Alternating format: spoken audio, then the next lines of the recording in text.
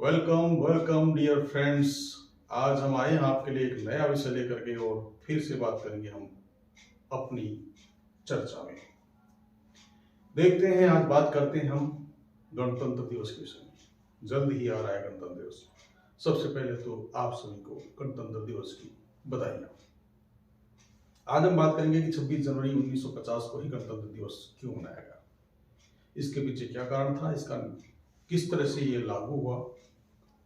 गणतंत्र दिवस जो राजतंत्र को छोड़ करके जनता के द्वारा चलाए जाने वाले शासन के लिए बने जो नियम हैं उनको लागू करने का दिवस है। तो आप देखेंगे, हम 26 जनवरी 1950 को हमारे देश का संविधान लागू हुआ। तो लागू होने से पहले इसके कुछ पिछले कारण हम देखते हैं। हमारा देश आजाद होता है 1947 को। 15 अगस्त 1947 को हमारा देश आजाद होता है और उसी का एक भाग निकल करके 14 अगस्त 1947 को पाकिस्तान बनता है। पाकिस्तान और बांग्लादेश कोई अलग देश नहीं थे, केवल हिंदुस्तान यानी भारत का हिस्सा थे। लेकिन जब अंग्रेजों ने इसको बंटवारा किया तो बंटवारे में पाकिस्तान अलग देश बना और भारत अलग देश बना। तो जब 1946 में कैबिनेट मिशन आया ब्रिटेन से, यानी कैबिनेट मिशन मतलब कैबिनेट मंत्री थे 3 जो भारत आए थे, और उन्होंने भारतवासियों से कहा कि तुम देश को स्वतंत्र करना चाहते हो, अपनी खुद की सरकार चलाना चाहते हो, लेकिन इसके लिए तुम्हारे पास एक कानून संविधान होना चाहिए। तुम किस तरह से सरकार को चलाओगे, इसलिए कुछ नियमावली बना लो। तो उस नियमावली को ही संविधान कहते हैं। इस संविधान की प्रक्रिया 1946 से शुरू होती है और 26 नवंबर 1949 को समाप्त होती है। इस प्रक्रिया को करने से पहले बहुत से लोगों ने इसमें विचार रखे। तो सबसे पहले तो यह देखना था कि संविधान का निर्माण कौन करे। कौन करे का मतलब किसको ये जिम्मेदारी दी जाए। पूरी इतनी जनता के अंदर से, इतने देश के सदस्यों में, इतने देश के परिवार थे, देश की जनता थी, इनमें से कौन इस संविधान का निर्माण करे, ये जिम्मेदारी देना तय करना। इसलिए एक संविधान सभा बनाई। संविधान सभा के लिए निर्वाचन हुआ और निर्वाचन ये अप्रत्यक्ष रूप से हुआ।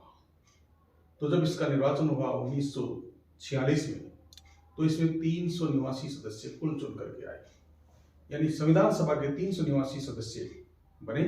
जो भारत अखंड भारत था, यानी पाकिस्तान और बांग्लादेश ही भारत का हिस्सा था, उस समय 300 निवासी सदस्य संविधान सभा के अंदर चुन करके आते हैं। ये 1947 में ये सदस्य 299 रह जाते हैं, क्योंकि 1947 में देश का विभाजन होता है, पाकिस्तान अलग देश बनता है, भारत अलग देश बनता है। तो पाकिस्तान के जो चुने हुए निर्वाचित सदस्य थे वो पाकिस्तान चले गए। इस कारण से 299 बचते हैं और 1950 में ये सदस्य बच करके रहते हैं 284 कुल मिलाकर के। क्यों? क्योंकि कुछ सदस्य मृत्यु को प्राप्त हो गए थे, परलोक गमन कर गए थे। इस तरह से ये बनता है। अब जब इसका निर्माण शुरू होता है, प्रक्रिया 1946 से शुरू होती है, तो इसके अंदर एक 13 प्रकार की कमेटियां बनाई जाती हैं और उन कमेटियों को अलग अलग काम दिया जाता है। उनमें से एक कमेटी थी प्रारूप समिति। प्रारूप समिति जो सबसे श्रेष्ठ कमेटी थी, उसको बनाया था और उसका अध्यक्ष ऐसे अध्यक्ष तो सच्चिदानंद सिन्हा थे 2 दिन के लिए, लेकिन बाद में इसकी स्थायी अध्यक्ष बनाया गया डॉक्टर भीमराव अम्बेडकर को, जिन्होंने मतलब प्रारूप समिति का काम था कि इन सभी जो 13 समिति से जो निर्णय आते थे, उनमें से कौन से निर्णय को लेना है, कौन से को रखना है, ये सब उनका एक तरह से मतलब जैसे प्रिंसिपल होता है स्कूल के अंदर, उस तरह से प्रारूप समिति का काम था। और इसके सलाहकार जो थे वो BN राव थे।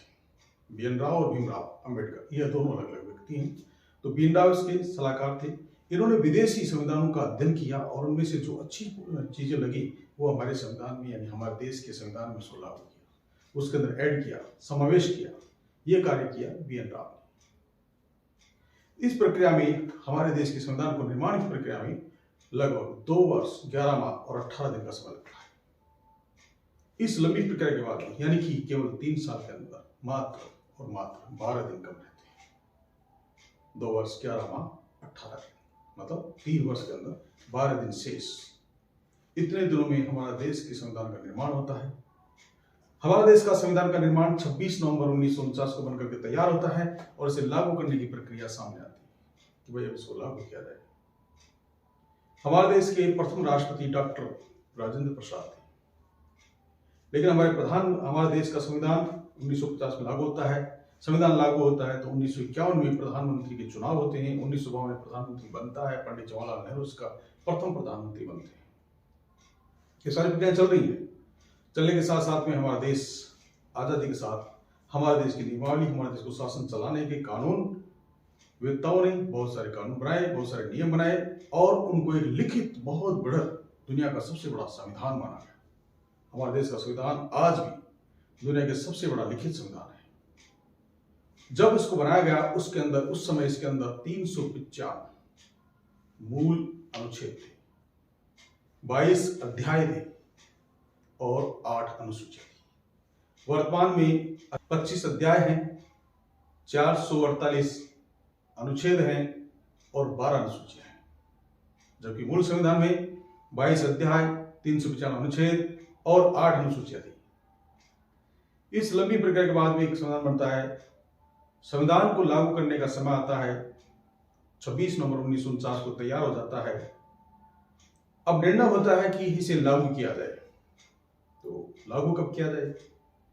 तो हमारे देश के अंदर 1929 के अंदर कांग्रेस का एक अधिवेशन लाहौर में हुआ था।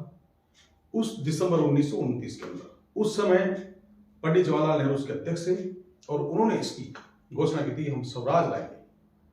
स्वराज की घोषणा की कि हम देश के स्वतंत्र हैं, हमारा स्वतंत्र कानून होगा, हमारी स्वतंत्र सरकार होगी और हम देश को स्वतंत्र करा करके रहेंगे। ये निर्णय लिया गया स्वराज का। इसी दिन से इसे स्वाधीनता दिवस के रूप में मनाया जाने लगा।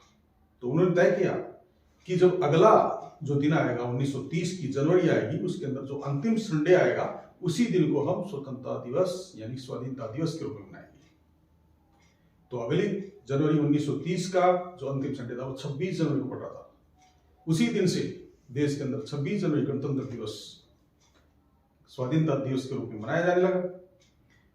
अब लागू करने का समय आया तो हमारे एक जो लागू करने वाले जो कानून वेत्ता थे उनके सामने एक समस्या आ गई कि हम 26 जनवरी को संविधान के अंतर्गत हम स्वाधीनता दिवस मनाते आ रहे हैं और अगर हम संविधान को उसी दिन लागू करें तो ज्यादा बढ़िया रहेगा। इसलिए हमारे संविधान वेत्ताओं ने इसको 2 महीने लेट कर दिया। जबकि 26 नवंबर 1949 को तैयार हो गया था, लेकिन उसके 2 महीने बाद 26 जनवरी 1950 को संविधान लागू होता है और तब से हमारा देश इस संविधान को मानता है।